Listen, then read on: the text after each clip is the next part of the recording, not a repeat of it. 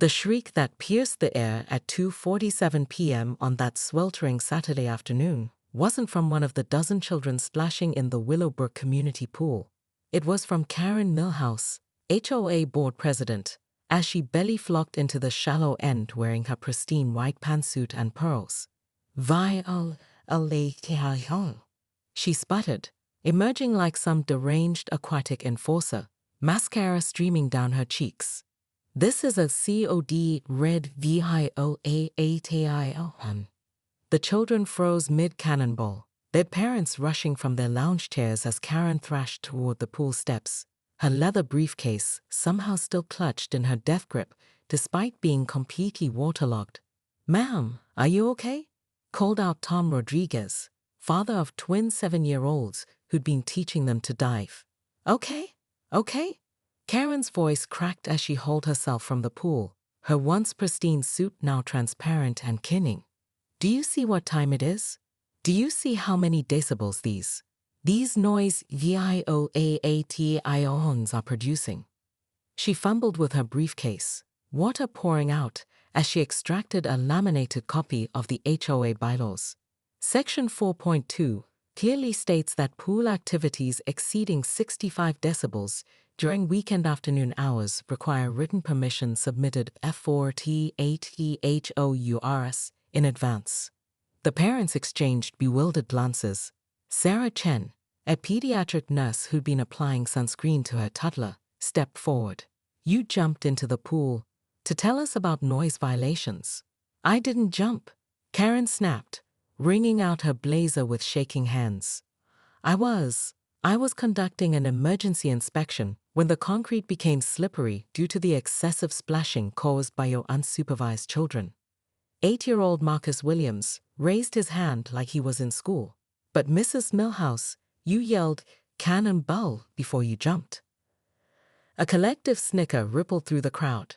Karen's face flushed crimson beneath her smeared makeup. That was a warning cry, a safety alert. "Karen," interrupted Janet Fuller, a soft-spoken librarian whose 5-year-old daughter clutched her leg. "It's Saturday afternoon. Kids are allowed to play. Not without proper permits." Karen thrust the soggy bylaws toward Janet, drops of chlorinated water flying, and certainly not with this level of aquatic chaos. Where are the certified lifeguards?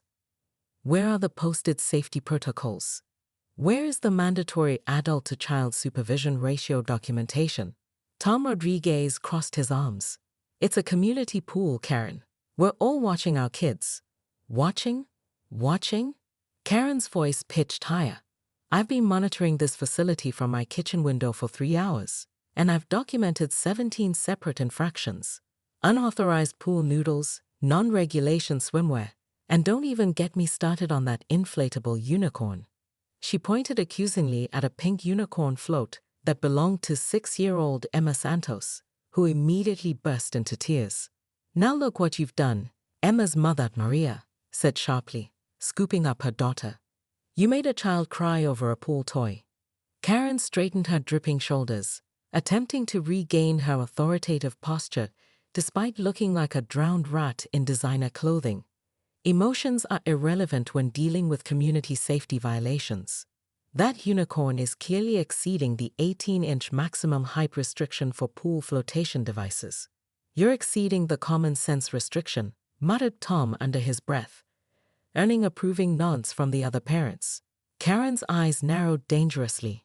"What did you just say?"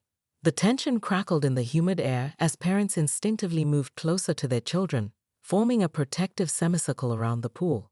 Karen stood alone on the wet concrete, clutching her ruined briefcase, water still dripping from her sensible pumps. "This isn't over," she announced, her voice carrying a threat that made several parents exchange worried glances. "I'm calling an emergency HOA meeting. Tonight, 7 p.m. sharp." As she squelched away, leaving puddles in her wake, little Marcus whispered to his friend, "Why is the pool lady so angry all the time?" None of the adults had an answer, but they all sensed this was just the beginning of something much bigger than a simple noise complaint.